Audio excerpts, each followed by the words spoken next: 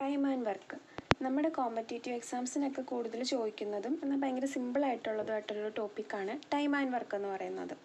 ഈ time and work ഞാൻ LCM മെത്തേഡിലാണ് ഈ പ്രോബ്ലംസ് എല്ലാം സോൾവ് ചെയ്യാൻ പോകുന്നത്. അത് കുറച്ചുകൂടെ എഫക്റ്റീവായിട്ട് എനിക്ക് തോന്നി, ഭയങ്കര പെട്ടെന്ന് സിമ്പിളായിട്ട് ചെയ്യാനും പറ്റും. അപ്പം അതിന് മുമ്പ് നമ്മുടെ ടോട്ടൽ വർക്ക് ഡൺ കണ്ടുപിടിക്കുന്ന ഇക്വേഷൻ അറിഞ്ഞിരിക്കണം. Total work done is equal to time taken into efficiency. ഈ വർക്ക് ഡൺ എന്ന് പറയുന്നത് എന്താ, നമുക്ക് മൊത്തത്തിൽ എന്തോരം വർക്ക് ചെയ്യാനുണ്ടോ ആ ഫുൾ വർക്കിനെയാണ് നമ്മൾ ഈ വർക്ക് ഡൺ എന്ന് പറയുന്നത്. ടൈമോ അത് ഇപ്പം 2 പേര് കൂടിയാണെങ്കിൽ അല്ലെങ്കിൽ ഒരാൾ മാത്രമായിട്ടാണെങ്കിൽ എടുക്കുന്ന ആ ഒരു ടൈം, അതാണ് ടൈം, T എന്ന് നമ്മൾ ഡിനോട്ട് ചെയ്യുന്നത്. പിന്നെ എഫിഷ്യൻസി. ഈ എഫിഷ്യൻസി എന്ന് പറയുന്നത് റേറ്റ് ഓഫ് വർക്കാണ്. അതായത് ചിലപ്പോൾ പെർ ഡേ ആയിരിക്കും അല്ലെങ്കിൽ പെർ അവർ ആയിരിക്കും. അങ്ങനെ ആ ഒരു റേറ്റിൽ അത് എന്തുമാത്രം വർക്ക് ചെയ്യുന്നുണ്ട്, ദ റേറ്റ് ഓഫ് വർക്ക്, അതാണ് എഫിഷ്യൻസി എന്ന് പറയുന്നത്. ഓക്കെ, നമുക്കൊരു ക്വസ്റ്റ്യൻ നോക്കാം. A and B can do a piece of work in 10 days and 15 days.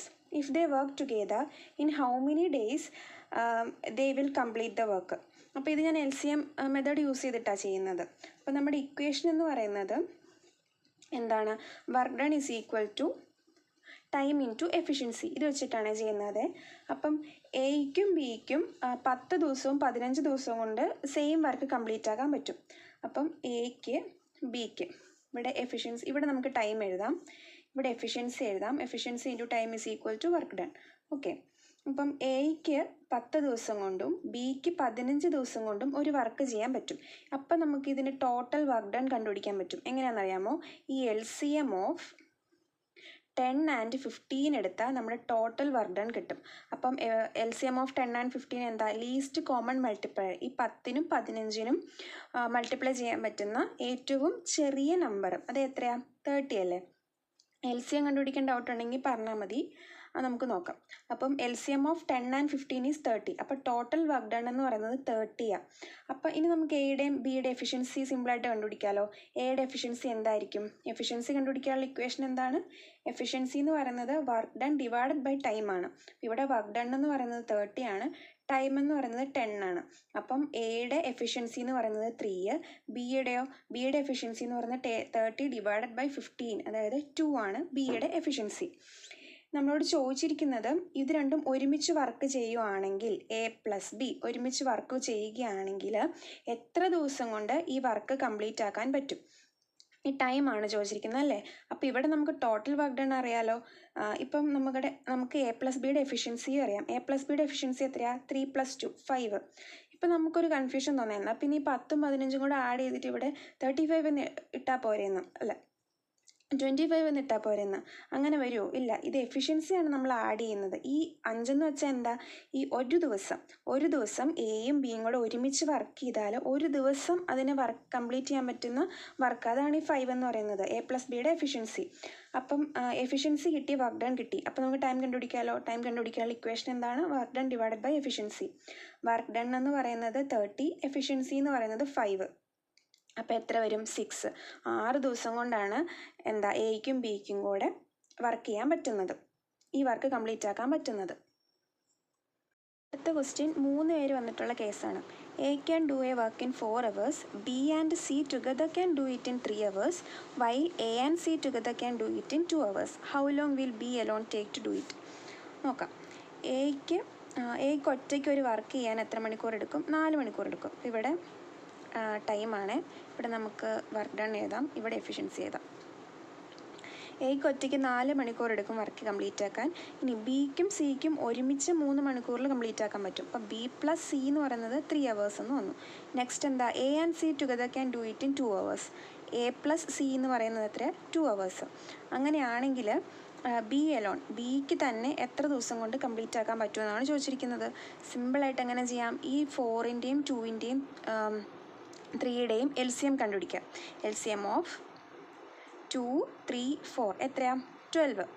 അപ്പോൾ ടോട്ടൽ വർക്ക് ഡൺ എന്ന് പറയുന്നത് 12 ആണ് കിട്ടി. അപ്പോൾ നമുക്ക് ഓരോന്നിൻ്റെ എഫിഷ്യൻസി വെച്ച് കണ്ടുപിടിക്കാം. എയുടെ എഫിഷ്യൻസി എത്രയാണ്, 12 ഡിവൈഡഡ് ബൈ 4 എത്രയാണ്, 3. അടുത്തത് B+Cയുടെ എഫിഷ്യൻസി, ബിയും സിയും ഒരുമിച്ചുള്ള എഫിഷ്യൻസി 12 ഡിവൈഡഡ് ബൈ 3 4.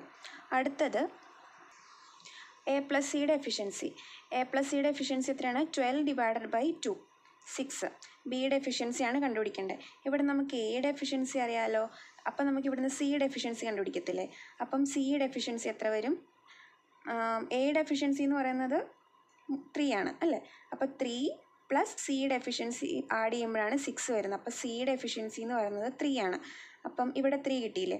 ഇനി നമുക്ക് ബി സിമ്പിളായിട്ട് കണ്ടുപിടിക്കത്തില്ലേ. ഈ സിയുടെ വാല്യൂ ഇവിടെ സബ്സ്റ്റിറ്റ്യൂട്ട് ചെയ്തിട്ട് ബിയുടെ എഫിഷ്യൻസി കിട്ടും. അപ്പം ബി പ്ലസ് സിയുടെ എഫിഷ്യൻസി 3 എന്ന് പറയുന്നതാണ് 4, വിച്ച് ഇംപ്ലൈസ് ബിയുടെ എഫിഷ്യൻസി എത്രയാണെന്ന് കിട്ടി? 4 - 3 1 ആണെന്ന് കിട്ടി. ഇനി നമുക്ക് ബി എത്ര സമയം എടുത്തു എന്നല്ല അറിയേണ്ടത്. ടൈം കണ്ടുപിടിക്കുന്നത് എങ്ങനെയാണ്? വർക്ക് ഡൺ ഇൻറ്റു എഫിഷ്യൻസി, അതായത് 12 into efficiency 1 equal to 12 hours. അടുത്ത question, A and B, B and C, C and A can complete a work in 20, 30, 15 days. Then A, B and C, all the three together can complete in how many days? A and B can complete the work in 20 days. B and C ക്കോ? B plus C എന്ന് പറയുന്നത് 30 days. അടുത്തത് C and A, C plus A എന്ന് പറയുന്നത് 15 days.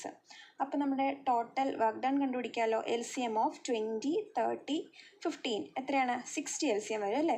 ഇനി നമുക്ക് efficiency കണ്ടുപിടിക്കാം. A plus ബിയുടെ എഫിഷ്യൻസി എന്താ? 60 / 20, 3 എന്ന് വരും. ബി പ്ലസ് സിയുടെ എഫിഷ്യൻസി 60 / 30, 2 എന്ന് വരും. സി പ്ലസ് എയുടെ എഫിഷ്യൻസിയോ 60 / 15, അപ്പം 4 എന്ന് വരും അല്ലേ. നമ്മളോട് ചോദിച്ചിരിക്കുന്നത് 3 പേരും ഒരുമിച്ച് വർക്ക് ചെയ്താൽ എത്ര ദിവസം കൊണ്ട് കംപ്ലീറ്റ് ആക്കാൻ പറ്റുന്നത്. അതായത് A plus B plus C ആണ് കണ്ടുപിടിക്കേണ്ടത്. അപ്പോൾ നമുക്ക് എ തന്നെ ബി തന്നെ സി തന്നെ കണ്ടുപിടിക്കേണ്ട ആവശ്യമുണ്ടോ ഇവിടെ? നോക്കിയേ, അങ്ങനെ ഒരു ആവശ്യം വരുന്നില്ല. കാരണം നമുക്കിത് 3ഉം കൂടെ ആഡ് ചെയ്യുവാണെങ്കിൽ എന്ത് കിട്ടുമെന്ന് നോക്കാം. A plus B, B plus C, C plus A, അതായത് 2 times എ വരുന്നുണ്ട് 2A, 2 times B plus 2B, 2 times C plus 2C. എത്രയാണെന്നാണ് തന്നിരിക്കുന്നത്? എഫിഷ്യൻസി എത്രയാണെന്ന് തന്നിരിക്കുന്നത്? ഇതും 3ഉം കൂടെ ആഡ് ചെയ്താൽ പോരെ. അപ്പോൾ എത്ര വരും? 9 വരും അല്ലേ. ഇനി 2 ഔട്ട് സൈഡിലേക്ക് എടുക്കാം. 2 into A plus B plus C is equal to 9 implies A plus B plus C is equal to 9/2. അതായത് എ പ്ലസ് ബി പ്ലസ് സിയുടെ എഫിഷ്യൻസി എന്ന് പറയുന്നത് 9/2 ആണ്. ഇവിടെ നമുക്ക് കണ്ടുപിടിക്കേണ്ടത് A plus B plus C ഒരുമിച്ച് വർക്ക് ചെയ്താൽ എത്ര ദിവസം കൊണ്ട് വർക്ക് കംപ്ലീറ്റ് ആവുമെന്നാണ്. അപ്പോൾ നമ്മൾ പെട്ടെന്ന് നമ്മുടെ മനസ്സിലേക്ക് വരും എയുടെ എഫിഷ്യൻസി കണ്ടുപിടിക്കുക, ബിയുടെ കണ്ടുപിടിക്കുക, സിയുടെ കണ്ടുപിടിക്കുക, ആഡ് ചെയ്യാമെന്ന്. പക്ഷേ നമ്മുടെ ക്വസ്റ്റ്യനിൽ തന്നെ തന്നിരിക്കുന്ന A plus B, B plus C, C plus A, ഇത് 3ഉം ആഡ് ചെയ്യുമ്പോൾ തന്നെ 2 times of A plus B plus C എന്ന് കിട്ടുന്നുണ്ട്. അപ്പോൾ അവിടെ നിന്ന് നമുക്ക് എ പ്ലസ് ബി പ്ലസ് സിയുടെ എഫിഷ്യൻസി ഒറ്റയടി കണ്ടുപിടിക്കാൻ പറ്റും. അത് 9/2 ആണ്. ഇനി നമുക്ക് ഡേയ്സ് കണ്ടുപിടിക്കാമല്ലോ. ഇതെത്രയാണ്? വർക്ക് ഡൺ ആണ്. ഇതെന്താണ്? എഫിഷ്യൻസിയാണ്. അപ്പോൾ നമുക്ക് ഡേയ്സ് കണ്ടുപിടിക്കുന്നത് എങ്ങനെയാണ്? ഈ 60യെ എത്ര വെച്ച് ഡിവൈഡ് ചെയ്യണം? 9/2 വെച്ച് ഡിവൈഡ് ചെയ്യണം. അതായത് 60 ഇൻറ്റു 2/9. അപ്പോൾ എത്ര ആൻസർ വരിക? 120/9 വരും അല്ലേ. Which is equal to 3 times 40/3, അതായത് 1 time 3 time 13 times 40ൽ 3 പോവും, ബാക്കി ബാലൻസ് 1/3, അതായത് 13 1/3 days.